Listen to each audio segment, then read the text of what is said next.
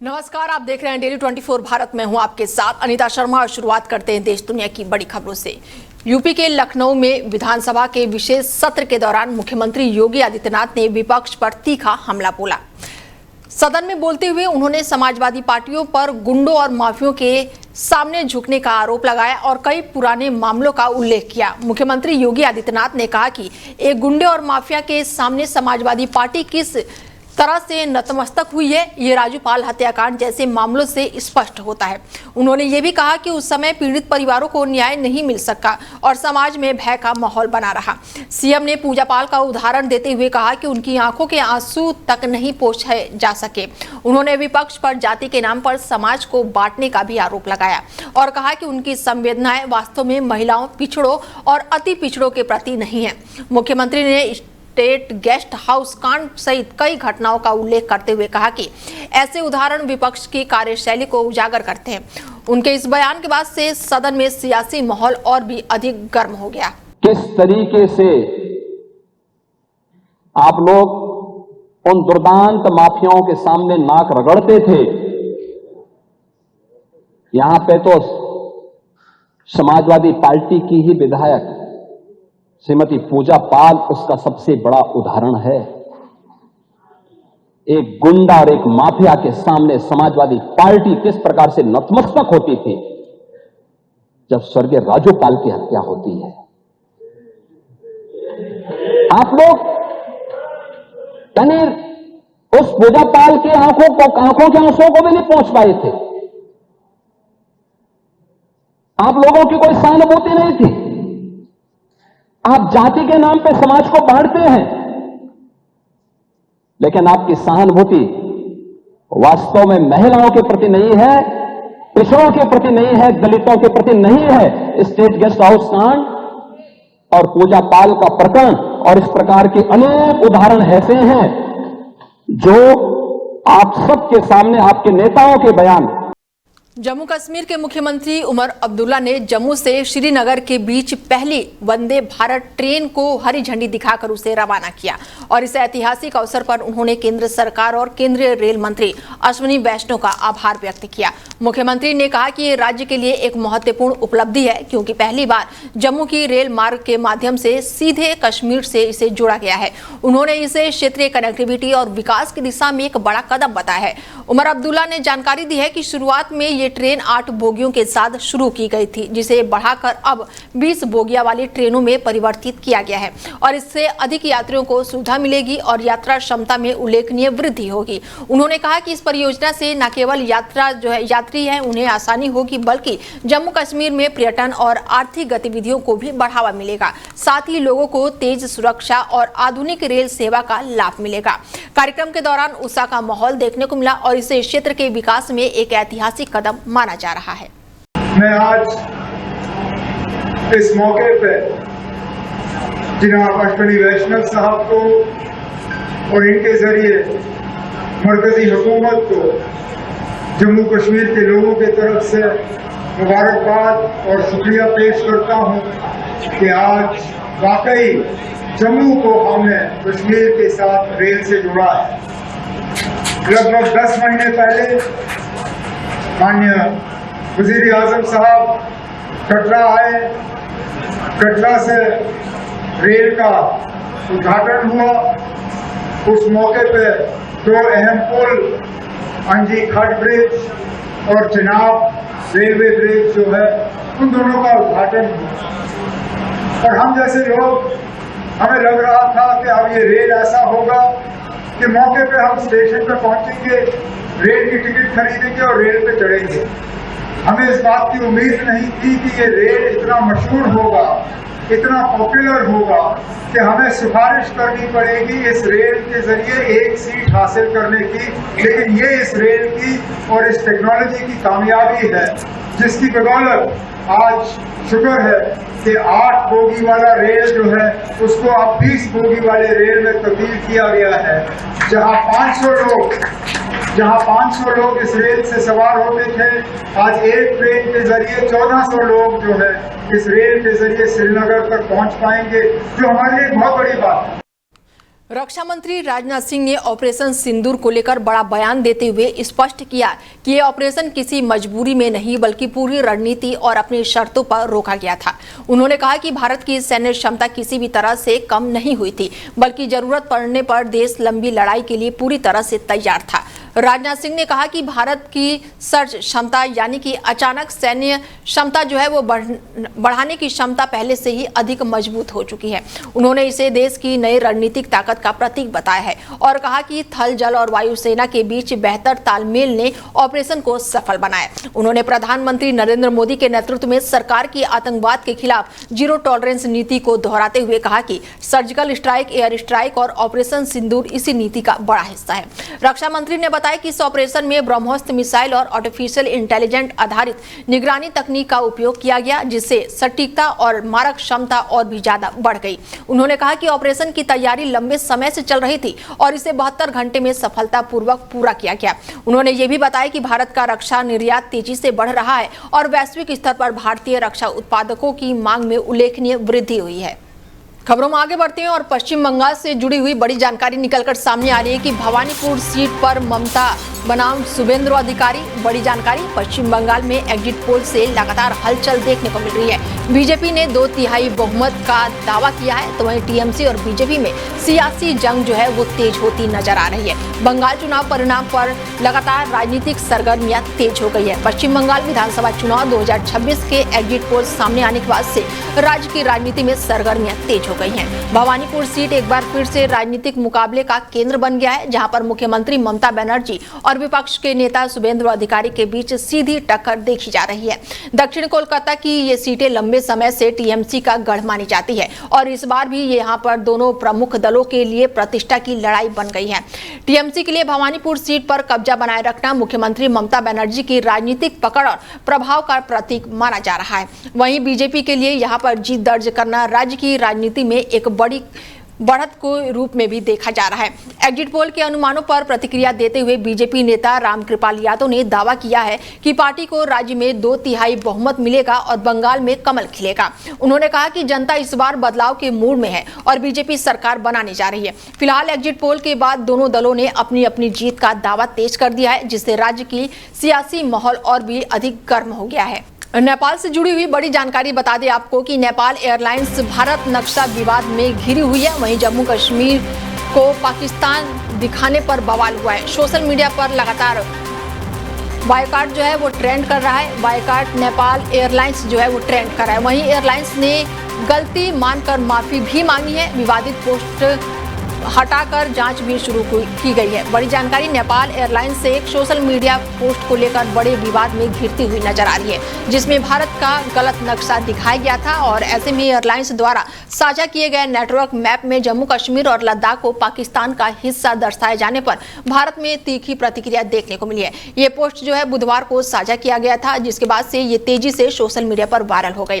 भारतीय यूजर्स ने इसे गंभीर गलती बताते हुए कड़ा विरोध जताया और इसके साथ ही सोशल मीडिया पर hashtag boycott Nepal airlines trend करने लगा और साथ ही कई लोगों ने भारत सरकार से इस मामले में कूटनीतिक आपत्ति दर्ज कराने की मांग की थी।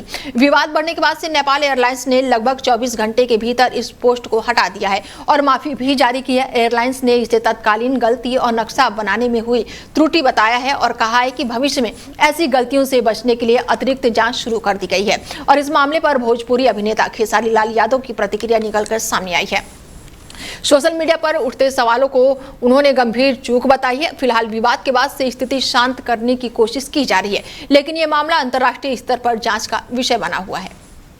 तो वहीं सुप्रीम कोर्ट ने 15 साल की नाबालिग की 30 हफ्ते की गर्भ अवस्था को समाप्त करने के आदेश में बदलाव से इनकार कर दिया है। ये मामला दुष्कर्म से जुड़े होने के कारण अत्यंत संवेदनशील है और अदालत ने पहले दिए गए आदेशों को बरकरार रखा है। ऐसे में एम्स और केंद्र सरकार की ओर से गर्भावस्था जारी रखने के पक्ष में उपचारात्मक याचिका दाखिल की गई थी। दलील दी गई है कि इस अवस्था में गर्भपात कराने से नाबालिग और शिशु दोनों के स्वास्थ्य पर गंभीर प्रभाव पड़ सकता है और बच्ची भविष्य में संतान उत्पत्ति में भी कठिनाई का सामना कर सकती है।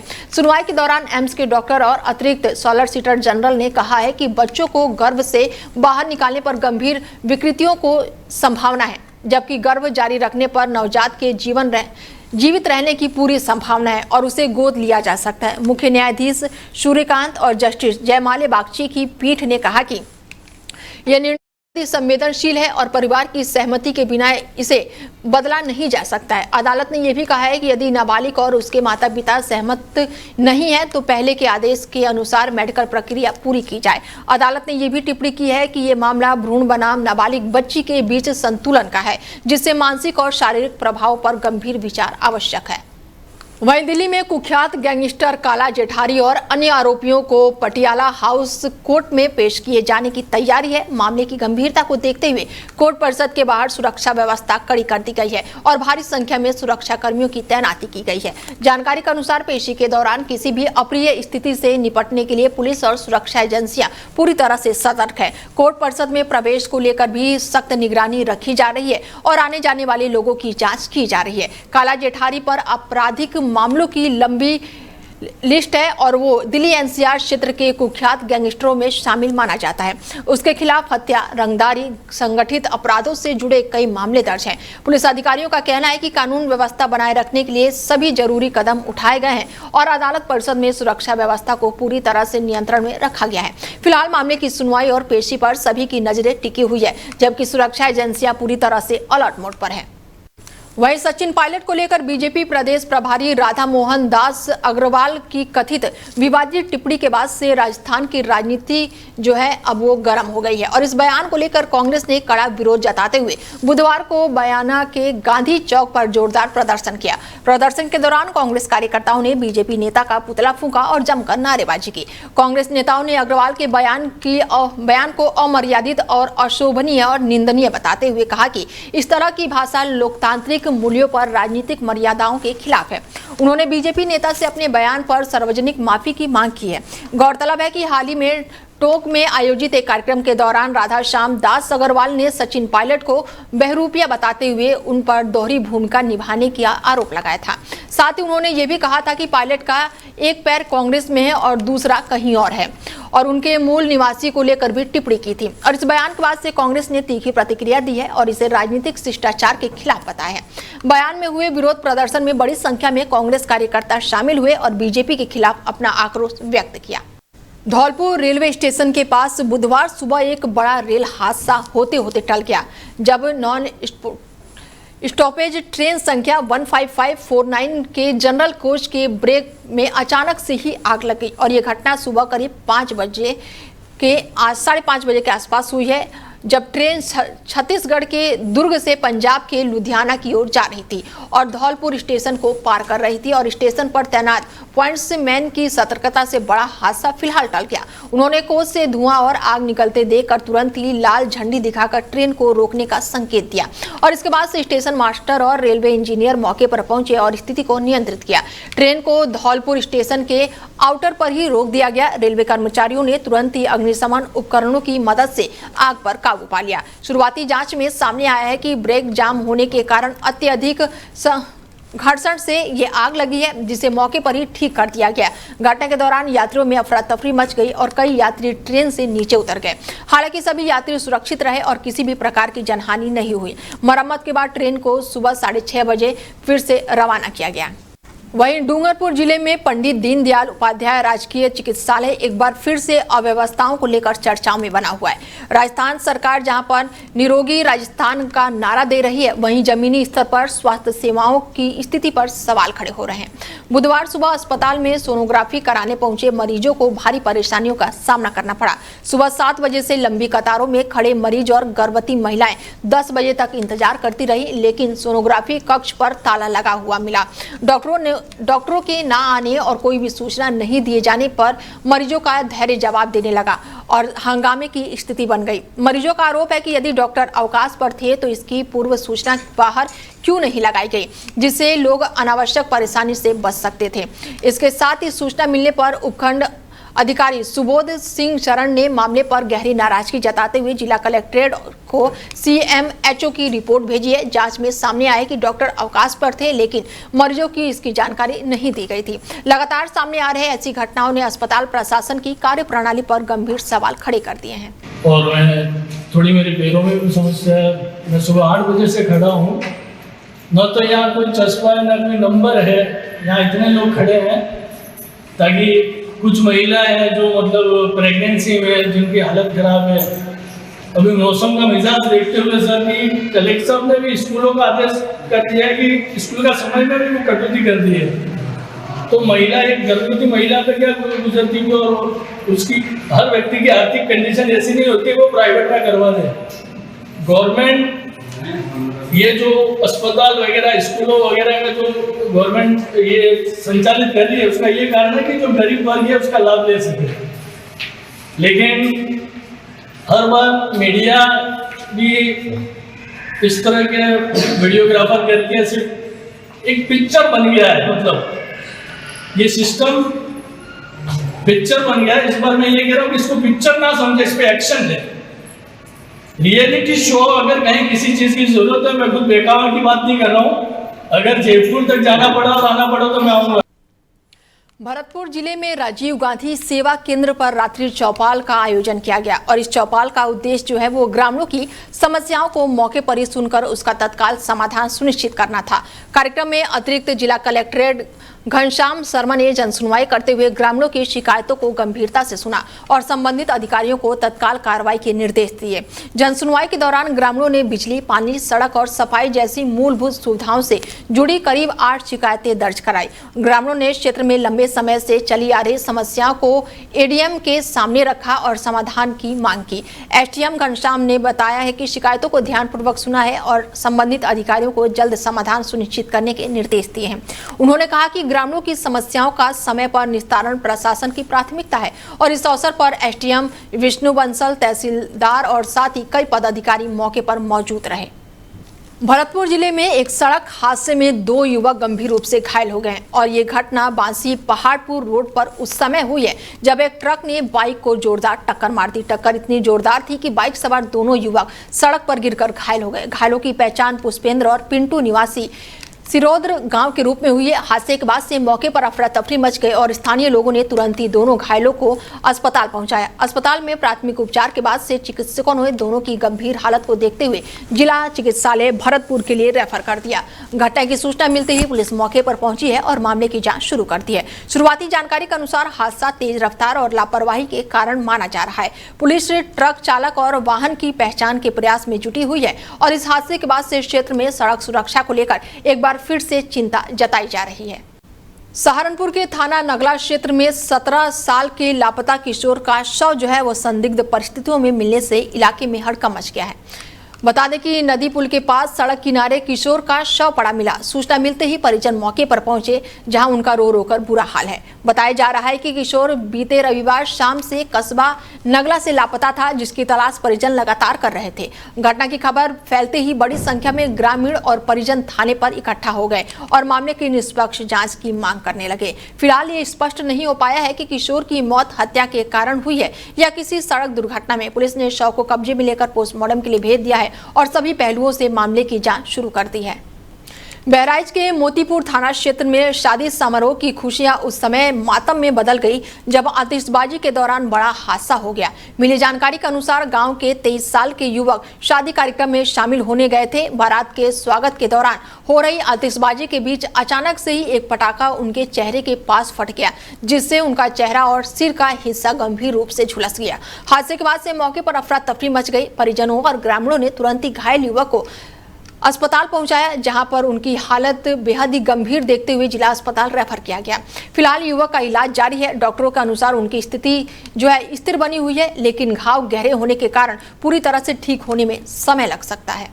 बहराइच क्षेत्र में पुरानी रंजिश को लेकर एक परिवार पर जानलेवा हमला और लूटपाट का मामला सामने आया है। पीड़ित महिला ने आरोप लगाया है कि गाँव के ही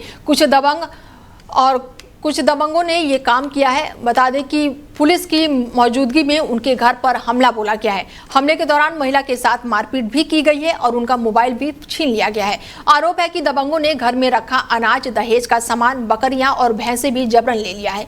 पीड़ित के अनुसार ये विवाद करीब 1 साल पुराना है, जब उनके चाचा की हत्या कर दी गई थी। महिला ने यह भी आरोप लगाया है कि आरोपियों ने षड्यंत्र रचकर उनके परिवार को फंसाया और इसी कारण परिवार के 5 सदस्य फिलहाल जेल में हैं, जबकि घर में वो अकेली रह गई है। पीड़ित ने प्रशासन से से सुरक्षा, निष्पक्ष और न्याय की मांग की है। फिलहाल मामले की जांच में पुलिस जुटी हुई है। समस्या ये है कि हमारे घर में जो भैंसे वैसे थी वो सब खोल लिए, बड़काऊ सगीर और एक महिला वहाँ पे लेटी थी, उसको मारा पीटा गया, उसका मोबाइल भी जब्त कर लिया गया है। पुलिस वाले वहाँ पे थे और हमारे घर पे जो सामान था, गेहूँ, गल्ला, बकरी, भैंसे वो सब खुल गई हैं, नहीं है वहाँ पे कुछ भी नहीं है। 2 भाइयों का दहेज था वो भी उठ गया है पुलिस वालों के होते हुए। कौन लोग हैं ये जो उठा ले जा रहे हैं आपके घर का सामान? बड़काऊ सगीर, फुरकान और मर्जीना, जरीना, हीना, गुच्ची, ये लोग हैं लेकर। रंजिश क्या रही? रंजिश ये है कि जैसे कि हम वहाँ पे गए थे, हमारी अम्मी नहीं थी, वो बहराइच में थी, हम आए थे घोड़ी पे काम करने, कम से कम वहाँ पे 1 घंटा काम किए, कोई बवाल नहीं था। जब हम वहाँ से गए तो हमारा एक पुराना घर है, वहाँ पे हम घर देखने गए तो फुरकान, अबिया, नैका ये लोग आपस में मतलब इशारेबाजी कर रहे थे, हमें कुछ पता नहीं था। हम फ़ौरन अपने चाचा के यहाँ गए, वहाँ जाते ही आवाज़ आने लगी कि मारपीट कर रहे हैं वो लोग, तो हमसे उनसे कोई वास्ता तो है नहीं, कोई ताल्लुकात नहीं है। तो हम पीछे से आए मस्जिद से, तो वहाँ पे घर के सामने हमने थोड़ा सा वीडियो बनाया और फिर अब्बू के पास फ़ोन किया कि आपस में ये अपने ही भाई को मार रहे हैं, भोरे को, जो वो बीमार था। तो अब्बू ने कहा कि हमसे उनसे कोई वास्ता नहीं, वो कुछ भी करें, आप वहाँ से जाइए। तब भी हम वहाँ पे खड़े थोड़ा सा वीडियो बनाए। हम आगे नहीं गए इसलिए क्योंकि हमारी जान को भी खतरा था कि कहीं हमें ना मार दे, तो इसलिए हमने दूर से वीडियो बनाया। तो ये अशरफ अपने बूते अपना सर फोड़े और फुरकान, अशरफ, सगीर, बड़काऊ ने ही भूरे को मारा। फिलहाल बुलेटिन में मेरे साथ इतना ही। दीजिए इजाजत, नमस्कार।